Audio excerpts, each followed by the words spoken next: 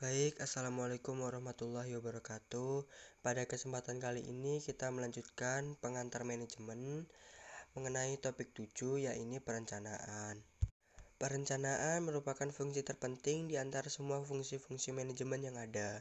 Ibarat suatu perjalanan dengan menggunakan kapal, perencanaan ini merupakan pedoman yang harus dipakai untuk mengarahkan tujuan kemana kapal tersebut akan dibawa berlayar. Kegunaan perencanaan ialah mengurangi ketidakpastian serta perubahan pada waktu mendatang, mengarahkan perhatian pada tujuan, memperingankan biaya, sarana untuk mengadakan pengawasan. Persyaratan di dalam perencanaan meliputi faktual atau realitas, logis dan rasional, fleksibel, komitmen, dan yang terakhir adalah komprehensif. Di dalam sebuah perencanaan terdapat bentuk-bentuk perencanaan, yakni tujuan objektif adalah suatu sasaran di mana kegiatan itu diarahkan dan diusahakan untuk sedapat mungkin dicapai dalam jangka waktu tertentu. Kebijakan atau polisi, suatu pernyataan atau pengertian untuk menyalurkan pikiran dalam mengambil keputusan terhadap tindakan-tindakan untuk mencapai tujuan. Selanjutnya, strategi atau tindakan disesuaikan dari perencanaan yang dibuat. Yang keempat adalah prosedur, yakni adalah rangkaian tindakan yang akan dilaksanakan untuk waktu mendatang. Ada lagi aturan atau rule, yakni adalah suatu tindakan yang spesifik dan merupakan bagian dari prosedur. Ada juga program, yakni campuran antara kebijaksanaan, prosedur, aturan, dan pemberian tugas yang disertai dengan suatu anggaran atau budget. Semuanya ini akan menciptakan adanya tindakan.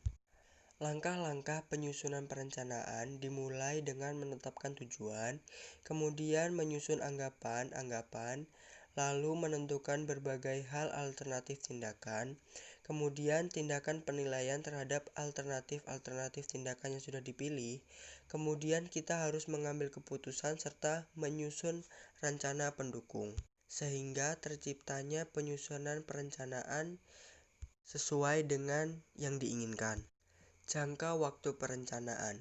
Perencanaan yang dijalankan oleh seluruh komponen dalam organisasi atau perusahaan yang dibuat dalam rangka pencapaian organisasi secara keseluruhan.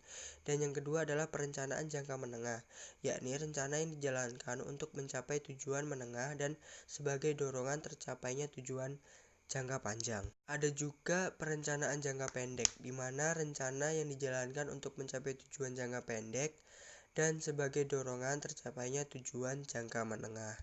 Jadi, jangka waktu perencanaan itu ada 3, yakni jangka waktu pendek, menengah, dan panjang.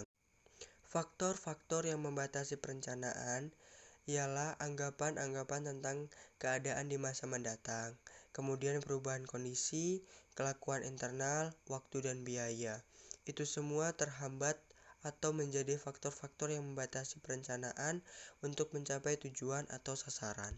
Faktor-faktor yang membatasi perencanaan tersebut dapat diuraikan dengan sulitnya mencari anggapan secara teliti, perubahan yang sangat cepat, kemudian kelakuan internal seperti kelakuan psikologis, kekakuan karena adanya prosedur dan kebijaksanaan, kekakuan sumber daya dan dana, kekakuan eksternal, waktu dan biaya, pengambilan keputusan di saat keadaan yang pasti, pengambilan keputusan di saat keadaan yang tidak pasti, serta pengambilan keputusan pada keadaan yang mengandung resiko.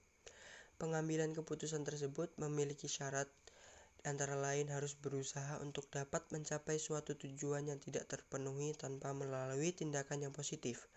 Harus dapat mengetahui dengan jelas tentang tujuan-tujuan manakah yang dapat dicapai beserta segala kekurangannya.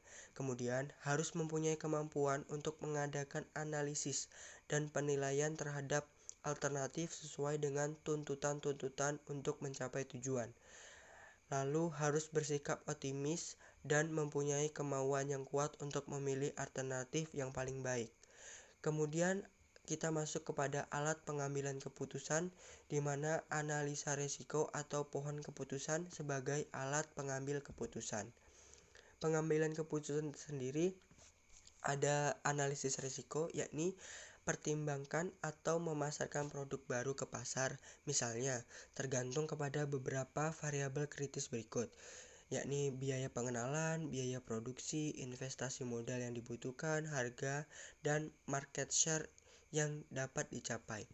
Ada juga pohon keputusan, yakni cara lain yang dapat ditempuh untuk menganalisa keputusan adalah dengan jalan melihat berbagai kemungkinan arah yang dapat diambil dari berbagai jenis keputusan.